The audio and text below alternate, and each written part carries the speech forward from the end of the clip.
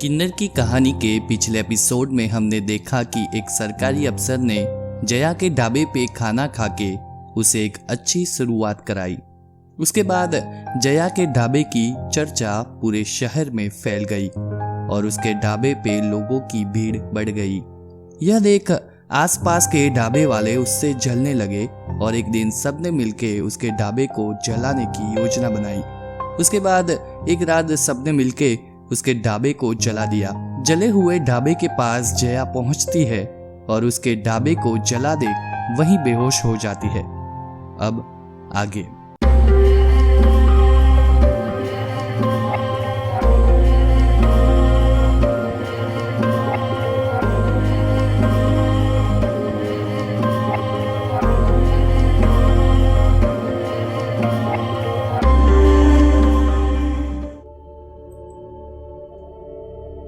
जया के बेहोश होते ही उसकी सखिया घबरा जाती है और एम्बुलेंस को कॉल करके बुलाती है।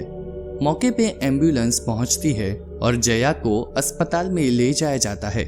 इस तरफ जया अस्पताल में बेहोश पड़ी है और दूसरी तरफ उसके सपने आग की लपटों में जल रहे हैं।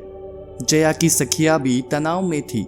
उन्हें पता नहीं चल रहा था कि वे कहाँ जाए, जया के साथ अस्पताल में रहे या आग की लपटों में लिपट रहे ढाबे के पास जाए। यही तनावपूर्ण माहौल के बीच जया की सखी को कॉल आता है कि फायर विभाग की टीम ने ढाबे की आग को बुझा दिया है।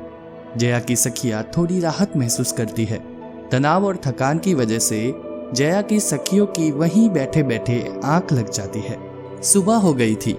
जया की सखिया अभी तक बैठे बैठे सो रही थी। कुछ देर बाद एक नर्स वहां आके उनको जगाती है।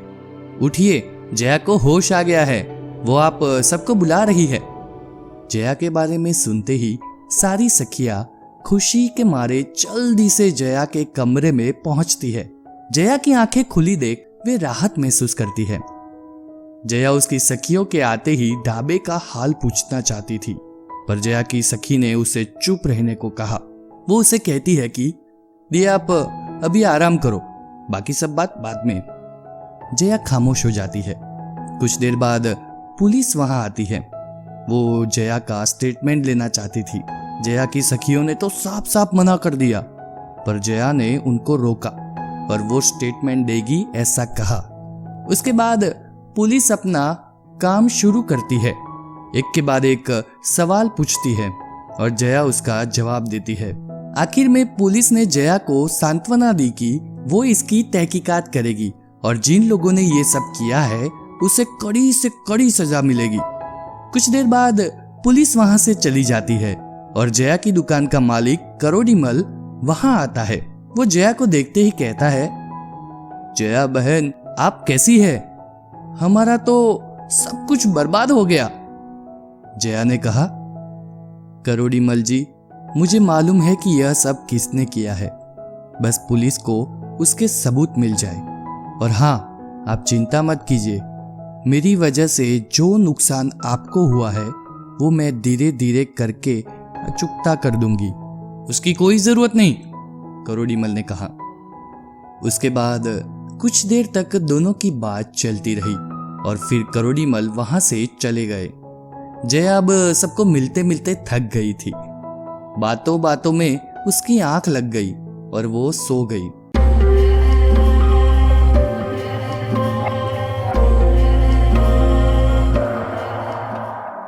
जया नींद में अपने ढाबे की यादों को ताजा कर रही थी।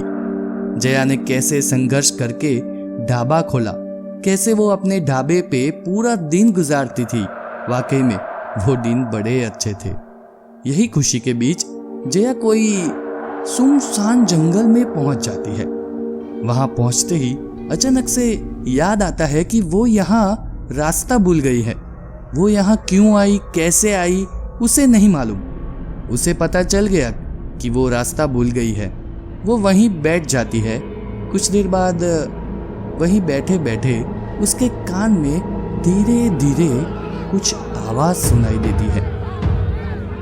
वो आवाज बहुत सारे लोगों की थी जो शायद जया को मारने की बात कर रहे थे। वो आवाज धीरे धीरे बढ़ती गई और धीरे धीरे बढ़ के इतनी बढ़ती गई कि जया के कान फटने लगे।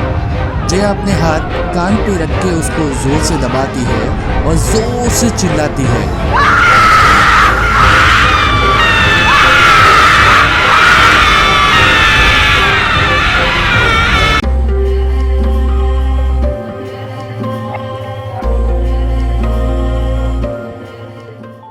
और उसकी आंख अस्पताल के कमरे में खुलती है। जया अपने आप को अस्पताल में पाके थोड़ी राहत की सांस लेती है। जया किसी को कुछ नहीं बताती। उसके बाद जया को अस्पताल से डिस्चार्ज किया गया। जया को कुछ देर घर पे ही रह के आराम करने को कहा गया था। जया घर पे तो लौट आई, पर पता नहीं क्यों जंगल वाला सपना जो उसने अस्पताल में देखा था वो उसे रोज आने लगा। शरीर से तो ठीक हो गई, पर दिमाग से शांति नहीं मिल पा रही थी। वो यह बात अपनी सखियों को बताती है। उसकी सखियां उसे महाकाल का जाप करने का कहती है। जया एक दिन सुबह महाकाल का जाप शुरू करती है। वो महाकाल की भक्ति में इतनी लीन हो जाती है कि उसे आगे पीछे क्या होता है ये तक नहीं दिख रहा था। उसका दिमाग एकदम शांत हो जाता है। उसे कोई दिव्य शक्ति का आशीर्वाद मिला है वैसा महसूस होता है। जया ने अपना जाप खत्म कर लिया। अब उसका मन शांत हो गया था। उसके मन में अब एक अजीब सी लहर दौड़ रही थी। कुछ तो ख्याली पुलाव पक रहा था जया के दिमाग में, और वो जया ही जानती थी। दूसरे दिन सुबह जया अपनी सारी सखियों को जल्दी उठा देती है। सबको जल्दी से तैयार होने का कहती है। उसकी सखियां उसे कारण पूछती है, पर वो बस जल्दी से तैयार हो जाओ, हमें कहीं जाना है कह के वहां से अपने कमरे में चली जाती है। कुछ देर बाद कोई बड़े से ट्रक का हॉर्न सुनाई देता है। जया के साथ उसकी सारी सखियां बाहर आती है। वह ट्रक को देख जया की सारी सखियों की आंखें धरी की धरी रह गई। सभी सखियों ने जया की ओर देखा और जया हल्की सी मुस्कुराई। दरअसल वह एक फूड ट्रक था। जया अब अपने ढाबे की जगह फूड ट्रक से बिजनेस की वापसी करने वाली थी। वो फूड ट्रक को अपने जले हुए ढाबे के ठीक सामने खड़ा कर देती है। बीच बाजार में सब लोग जया का जज्बा देख चौंक जाते हैं। वहां भीड़ इकट्ठा हो जाती है और सब लोग जया की बहुत तारीफ करते हैं। यह देख आसपास के ढाबे वाले भी सुन्न रह गए। अरे यार, ये तो वापस आ गई। ढाबे के साथ इसको भी जला देना था। अरे ये चूक हमसे कैसे हो गई। सभी ढाबे वाले आपस में खुसफुस कर रहे थे। जया के ढाबे के जैसा उसका फूड ट्रक भी चल पड़ा। अब तो और लोग जया के फूड ट्रक पे खाना खाने आने लगे थे। जया सभी किन्नरों के लिए एक आदर्श बन गई थी। जो कोई किन्नर पैसे मांग के अपना गुजरान चलाता था, उसे जया एक नया स्टार्टअप शुरू करके देती थी। अब तो पुलिस वाले की इन्वेस्टिगेशन भी पूरी हो चुकी थी। सभी ढाबे वाले को पकड़ लिया गया था, पर जया इतनी दयालु थी कि उन्हें भी जया ने माफ कर दिया। जया ने कहा कि आप सब लोग जो करोड़ीमल जी का नुकसान हुआ है वह उन्हें लौटा दो, मुझे आपसे कोई शिकायत नहीं है।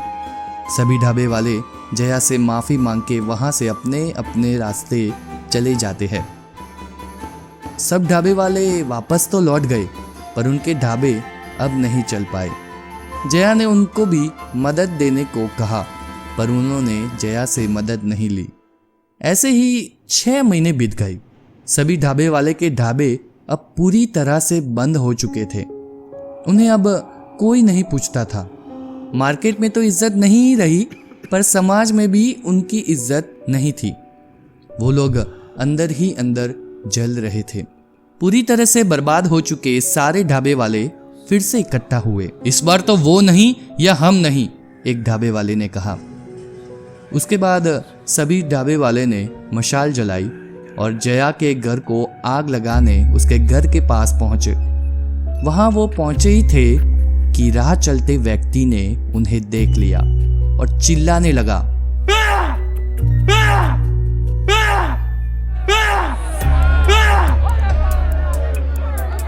थोड़ी देर में तो वहां भीड़ इकट्ठा हो गई और ढाबे वाले पकड़े गए। लोगों ने मिलकर उनको इतना मारा कि अगली सुबह वो कभी नहीं देख पाए।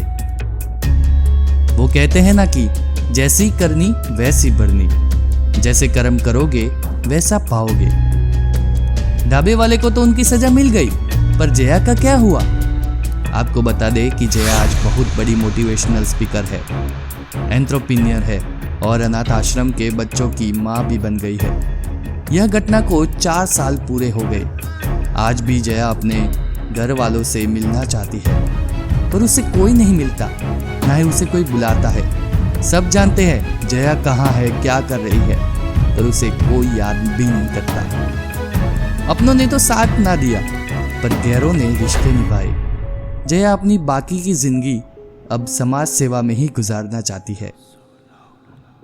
आज की यह कहानी से हम सबको प्रेरणा लेनी चाहिए। चाहे कितनी भी मुश्किलें आए, हमें उनका डट के सामना करना चाहिए। जया जैसी कोई किन्नर अगर अपने पैरों पे खड़ा होना चाहती है तो उन्हें मदद करनी चाहिए। ये किन्नर की कहानी का आखिरी भाग था। अगर आपको हमारी कहानी पसंद आती है तो वीडियो को लाइक और चैनल को सब्सक्राइब करें और हमें बताएं कि आप हमसे कौन से विषय पे कहानी सुनना चाहते हैं। तो मिलते हैं ऐसी ही कोई अनोखी कहानी के साथ अगले एपिसोड में। तब तक के लिए बाय बाय।